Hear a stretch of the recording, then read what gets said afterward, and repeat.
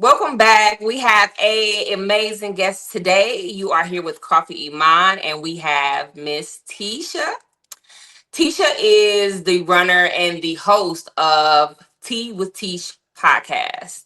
So today she's being interviewed, which is probably unusual for her, but we're gonna get down to it and figure out what inspires her and what her why is today. So Teasha, let us know, because I know why I started.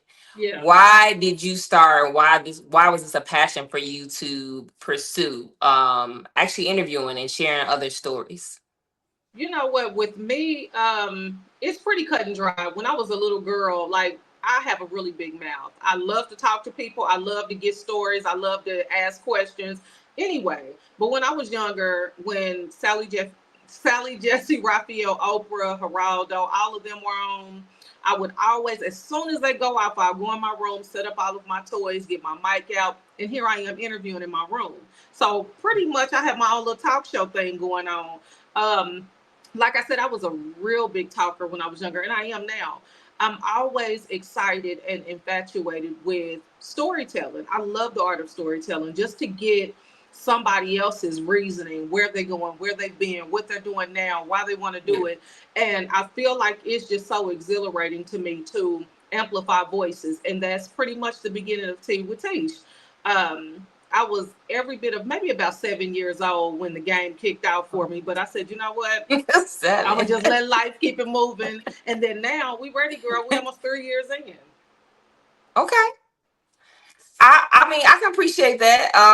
Do you ever fear that, okay, today might be the day where this is not something I want to pursue anymore? Or it always been, well, regardless what's going on, this is going to get done? Oh, baby, that's just all tea. I don't ever think about a moment of not doing what I love. Okay. Being a media girl, being a podcast host, actually being out there on the scene in the world, hopefully having my own talk show one day. This is really it. Um, I'm just, like I said, one of those people that love the art of storytelling. So Yes. it's pretty much on and popping. It ain't going nowhere. We just elevating, really. Well, what's something you have learned or you've taken away from the interviews you have been given? Stop taking things so seriously. Stop trying to overly prepare and let things happen naturally. I'm one of those people. I don't mind good old bloopers and things like that. Now, you want your interviews to be clean, but I feel like if something happens or something is said, let it roll, because that's what tea is. That's what tea is about. I think just overthinking, over preparing was definitely something that I had to learn to stop doing, because when you think long, you think wrong. And the next thing you know, you stumbling over your words, you tripping. So I feel like just let things come natural and just, keep it cute, really. How have you been able to balance life doing that? Oh my God. I feel like sometimes I'm moving around with my head barely hanging on, but it doesn't feel like work to me. It feels like a dream. It feels like something I'm striving for. So I always make time for that, for sure. But I also make time for family as well. I have a husband, grown kids. But Mhm. just making sure that I separate the two just a little bit. But I definitely give at least 60% to the craft. Well, that's a healthier balance than most. I Yeah. can say sometimes it's 85 for me. Sometimes it's 90% because you like, look, I have to get this done. I have deadlines. Yeah. Now balancing all that and chasing this. How do you feel like it's changed? Because you've been in this for a minute, and with everybody else jumping into the podcast forum or saying I'm a podcaster, how has your pivot or your hustle changed with Teach? Oh my God. I feel like everything has changed because momentum is picking up. I'm still authentic. I'm still me. I still skip to the beat of my own drum. I don't pay attention to outside noise. I just do me. I do now have a media team that I work with or that works with me. And we just make things as effortless as possible, but the Okay. grind is always real. Um, I would just have to say, just picking up speed now, just being more active, being outside more, really just trying to get the who's who on the scene and on the set. And so just staying consistent and just ready for the show. I feel like take your little nap or whatnot, but when it's time to roll, it's time to roll. So it's actually been helpful for you. This more competition has been more helpful for your podcast. Competition, I wouldn't say that. I don't feel like I'm competing with anybody but me. Some Okay. people are striving to be the best podcast host, but I'm just here, like I said, to amplify voices, highlight the creators, the entertainers, the anybody that's really pushing their craft and really serious about it. Even the celebrities that I've talked to, I just feel like it's just all in what I love and where I'm trying to go with it. So I'm actually trying to do a lot of different things. I'm not really focused so much on being the Okay. best podcast host. So let us in on that exclusive. What's on your next to do list? Oh, so right now, I am nominated for Slept On Personality for a C Award, which hopefully I can go on out to Atlanta and grab that next month. Um, Yes. just a few little things here and there, magazine features, just really being outside, like I said, hosting brunches and things like that. Okay. But I do want to, on my own, black owned tea shop, Teash's tea shop. I'm gonna get ready to get involved in that hopefully in the near Okay. future. But I want to be wherever God aligns me to be, and having my own talk show. If that's what's on the docket, baby, then that's what's on the docket for the future. So Do you feel like you're more of like a serial entrepreneur, like the part of business or running business has always been, the just for you versus saying I have to be in this podcast space?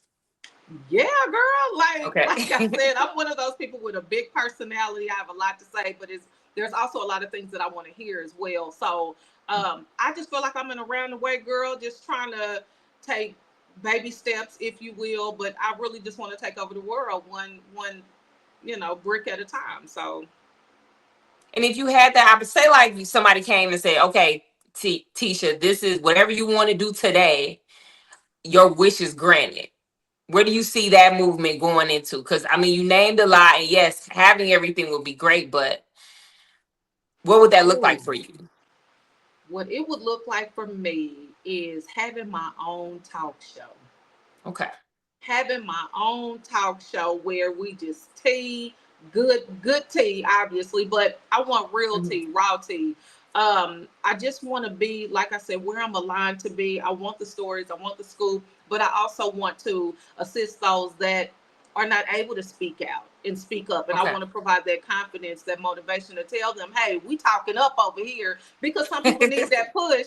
And so that's what I'm here for. But I definitely want to do so much more with my voice and with my energy and with my effort. So it just looks real busy It if I seems have like my you way. have. It seems like you have a lot, like a coaching style that's almost therapeutic. So have you heard that before, or have you got a call back and say, once you interview me, I see that these are the changes I need to make. Like, how has that taken place with the platforms you've been on currently? Oh my God, that was a good question. You have to run that back. Say that one more time. You have more of a coaching style where it's therapeutic. Uh So, huh. I'm sure someone has called you back and say, since you've interviewed me, this has changed. I have reflected on this. So, how has that, how would you pivot that in, or how has that played a role with the platforms you are now currently on? I have had a couple people reach out because, like I said, I've been doing this. This November will be 3 years. So I started on audio. I started on Spotify, Apple Podcasts, Okay. iHeart Podcast, things like that. So starting from there to now has been very different. But I interviewed quite a few people in the beginning that are like, you know what? I've done some new things since then, and who better to give that tea with than Teach? So Mhm. I definitely have them on the list. However, I'm expanding my brand, so I'm not really able to circle back at this time. But when I do, there's some stories that I need to catch up on. So Okay. I'm here for it. I'm waiting. I would, I would love to see it in a talk show form. Now I know we usually, like podcasters or like interviewees, we cross paths with some of the same artists. And I know in my experience, if I'm all entrepreneurship over here, I'm talking about the way the business is, your why that you're growing, and you may talk about how they're building emotionally. Have you Mm-hmm. ever just ever considered collabing on doing like panel type things where the show just doesn't cover your point of view? It's we Mm-hmm. covering topics on, on what these artists or celebrities may be facing in a bigger form. Absolutely. Like I said, I want to get the story. There are a few people that I do want to work with. Jasmine Okay. Flowers, which is Love Her Dearly, which is a Yes, media she's personality. amazing. She'll be stopping through 10 with me in May. Oh my God. I definitely want a panel set up because, like I said, I love good kiki, good banter, but I also Mhm. like to compare notes and share information. And also, I want to make sure that the people that are watching get their feel, what they're needing from us, what they need out of it. So I definitely want to do that. Now, I will say, if I could work with Leslie Jones, the comedian, baby, I would, Yes. because Leslie will take you through and through. But yeah, I would love Yes. to do a panel. Girl, where they at? Yes, I love it. Now, has there ever been anything that you have not shared because you're too busy catching the tea? Like, because I want to know, I want your interviewer to say, I seen you on Coffee. I want to know, I got to get a little bit more about who you are. And I respect that. I want to bring more people to you. So Oh what's my something you just God. you just haven't shared that that it's kind of bubbling in, like, what, this is something I would like my audience to know about me. You know what? I feel like I've shared. I'm a real person. I'm very Mhm. transparent. I'm very emotional. Is one of the things that I would like for everybody to know. I'm very Okay. emotional, but I'm your homegirl's favorite homegirl. Like I'm really like that. I love to have a good time, but I also know when it's time to get to business. But I'm definitely your homegirl's favorite homegirl. Like I love to venture off and do a lot of different things that I would normally do. But I like a good old sisterhood, Okay. and I'm really just a cool down to earth person. So is People it to know. something that ever discouraged you from coming back to this type of space? Because, like you said, you've been doing it for 3 years, but it's apparent that this is something you should have been doing a long time. So Yeah. what was the hindrance? Was it fear? Was it Well, I can honestly say there are times where I'm like, you know what, momentum really ain't doing what I wanted to do, but I have to learn to trust the process. okay? I am so late. Well, not even really late to the party, but when I was younger, I wanted to pledge Delta and I wanted Okay. to major in journalism. And after graduating high school, I became a mommy. And now my oldest will be 25 and the baby will be 18 this year. So I said to myself, you know what? God has presented this opportunity, baby, let's roll. So I can honestly say I'm just making sure to put my best foot forward, take breaks when I need to. But there are definitely some discouraging moments. But those two shall pass. She said, "I will remain positive at all times." They pass, honey, because everybody has them. So Now you built your podcast and your platform around impacts and around people being comfortable sharing their stories. yeah. Is there anything that you feel that, okay, I really want to dig in deeper, but I didn't think this person would want to share? Is there anything that you felt in any interview that you wish you had gone deeper and got more of the story? You know what? I think that we all want to get that first layer. We want to get that first and second layer because it's safe. You Hmm. don't want to dig too deep because these are people that trust their story in your hands. So you definitely don't want to expose certain things and have people looking on the screen like, no, she didn't. What? So there are some times where I'm like, you know what? I probably should have asked them this, or are they dating now? Because everybody wants to know. Or do Hmm. they hop, skip, and jump? Or do they eat fried chicken? Or it's always something that you wish you would have gone back and said, damn, I should have asked them that. But I think just trusting my format and trusting my approach, I think I'll start doing that because I kind of know where to take it high and where to take it low. So I think I may just open that door a little bit just to get more of what's underneath the surface because I know it's something under there. So, just I guess I want to stop playing it safe and just give a little bit of You know, A I don't little know. We'll nudge. see. We'll see. A little nudge. Now, some people entering this space may be fearful or Yeah, may say they're not sure how we come up with questions or the yeah. technique of doing this. What are three things or a few things that you can share with them that kind of help them break that wall and say, okay, I can do this on my, in the lane I want to do it in and have confidence about it. I would definitely want them to know that this is a safe space, judgment free zone. This is all about um, getting getting a person to feel comfortable, getting a person to feel seen and like I said, safe, for lack of a better word. But I think that there are things that others want to share, but they don't think anybody really wants to know. They don't really Mhm. care. They just want to have them on just for visibility or what have you. But I really want each guest to know that you have a story somewhere in there. It doesn't have to mean that it's a bad story. It's just something that you really want the people to know, but you don't know how to put it out there for them. So I think just reeling them in and just providing that whole human situation. Like I'm human too. Hell, whatever. But I think just allowing them to feel safe and then comfort follows. And if they wanted to become a host, you're telling them that that's a technique that you will follow, correct? I just want to make sure for I clarity. mean, yeah, for sure, for sure. Yeah, because I mean, a lot of times it's not easy because there's so many podcasts, and people say, "Well, the market is saturated." Hmm. Well, how can I support this one and support that one? And I've even said recently, your support is just showing up. That's Yeah, finance free. You have not spent a dollar. You're just telling somebody, "Hey, yeah, T is somebody you want to watch." She's some story you want to hear. I don't care if she had the same guest that somebody else had on. You got to hear it yeah, on her platform. yeah, Like, how hard is that to find support? Now, did you find more support? This is the question everybody battles about yeah. online. Find more support with family and friends or strangers? I would say strangers, hands down, because strangers don't know you. Strangers don't have they don't expect anything out of you. Okay. And they want to see you make it because you are to them, T really.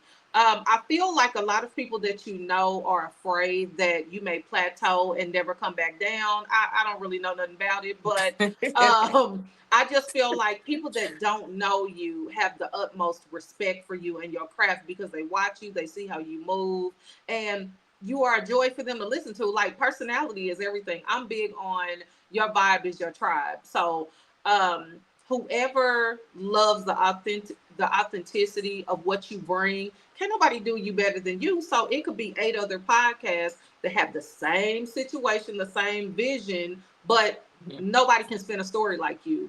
Nobody's voice is like yours. So I just try to keep that at the forefront, and people love it. I mean, you may have some people that don't so much, but hey, people didn't really like what Jesus was doing either. So but he was still on the scene, wasn't he? We still needed something from him, didn't we? Not So on the scene. yeah, yeah, I love it. I love it and appreciate the transparency because we don't get that often either. yeah, So there's a lot of things that can play a gap in the field that we're in because a lot of people go for clicks or different things or don't realize this is a real business. Wouldn't yeah, you kind of take notice like, hey, I'm a brand. This is yeah, important. I have to network. Like, what was your thought process when you had to say, hey, it's not just me? It's the yeah. entire group of people that's needed to pull this off. Oh my God, Oh, that's a good question too. Um, I'm so I could honestly say I'm a one man band when it comes to a Okay. lot of different things with my show. Ideas, how I want to do something, who I want to talk to, things like that. But I feel like just being a little more serious. I feel like year one, year two, I did what I needed to do to put my name out there and to give somebody the idea to put respect on it. Like I was serious about it. But I think once you start to veer in a different direction, you have to be mindful of where you are, where you go, who you're hanging around, what even though I didn't do a lot, but it was still like, okay, if we're going to do this, we got to do it all the way. Um, that's even saying when you have certain guests, if I want to interview celebrities or do certain things, you kind of have to let other things go. Like I started at home. We have a lot of talented people here in Kansas City, but if I'm gonna move in a certain direction, I have to kind of go with that and kind of give my locality a back seat a little bit. So Now I'm glad you said that because we get the backlash a lot, and it's saying, well, such and such is doing this down the street, such and such is doing this. It's like, yeah, yes, but do you consider your brand local or a global brand? Like the direction is, it has to be a complete picture. So yeah, when building your brand out, was that a personal decision saying, hey, I want to be global? yeah. Or was it just, hey, these are the people I find interesting, let me reach out to those people? I always looked at myself as multinational or global. I never wanted to put myself in a box and just be, local here at home doing things. I always thought outside the box. This was always supposed to be okay. This is your starting point, but this wasn't my ending. This wasn't Mm-hmm. my end all be all. And I feel like you can always keep it 100 from your city by giving respect, getting respect, but also making it known that it's time for me to do something else. And either you with it or you're not.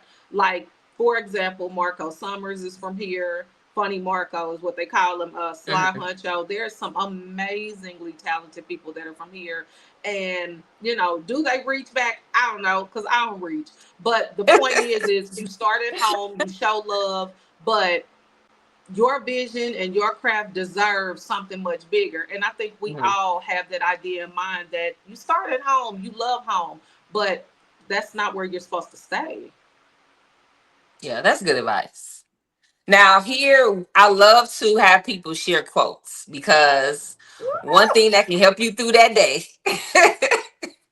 is that quote, that thing on repeat, and it kind of lets people know where you're coming from. So, what would be one quote that you constantly use or that you feel that is very useful to kind of get you through a hurdle? Oh my God. I have a few. Let me see if something quick comes to mind. You can definitely sleep when you're dead. That's one for sure. But you know, um, tea is always on the table. Like I love anything dealing with tea because I love tea, but I also love tea. Tea has always got to be on the table. Whether you feel like it or not, whether you Mhm. need to take some downtime, you still got to get up and get on the flow. Like it's one of those things where time waits for nobody. So however bad you feel, you still got to rise to the occasion somewhere. We still got to do it moving. So I feel like that's one to go by. We still got to do it moving because the world's gonna keep turning whether you lay down or not. So, and That that part. also goes along with losing my mom 2 years ago. Girl, please, do you Mm. think all the time I want to do this? No, no, I don't. But it's what I love to do. It's a part of me, and I feel my mother every time I interview somebody or every time I do something like this. So that's really a big motivating factor for me. Like, you have to have something that you love in order to keep thriving. So yeah, I would say get on up, make some shake, and keep it moving I just to love not use it. profanity. Get on up, sis. So yeah, I love it. I love it. I love it. A whole vibe here with get Tea with on up, Teacher. girl. she, she keeps it hot, guys. Okay, no joke. I love it. Well, I appreciate your transparency. Where can my viewers find you next, or what's up that you need us to rally behind you and give you 100% support? Well, I would say, oh my God, I'm all over Instagram all the time. Okay. I have my YouTube channel. It's still pumping and jumping. We trying to get that thing rolling real tough. I am gonna get back into my audio at some point. It's just when you have so many other things going on, it's Yeah, it's hard to I record get it. audio. But that's my first love. That's that on that. But I'm everywhere. If you are in Kansas City or if you're in the surrounding area, or if you just want to see my face or hear my voice, I always jump on Instagram or TikTok. I'm always Love somewhere. it. Yeah. Oh, and also too, I wanted to mention. Mia Mimi Johnson, the CEO and founder of Grind Pretty. Everybody know her. She's from here too. So just giving y'all a little bit insight on how we coming out here. Kansas City is really on the map. I don't know where y'all been, but I love it. I love it. Thank you for joining me today. Like I said, make sure you get behind her. She is a face you're gonna see. Hopefully, we do some collabs soon. Coffee and tea, you can't go wrong. You cannot. girl, cause what I mean, what do they want? Those are two beverages What that more? you want to What start. more can we give you? You got to have it to start your day, and some people like it throughout the day. So when you're studying and things like that, who don't want coffee and tea? That's it. So I mean, you will see us because she's on here giving you, telling you yes, she's confirming it. Yeah. So you'll see us together soon. Appreciate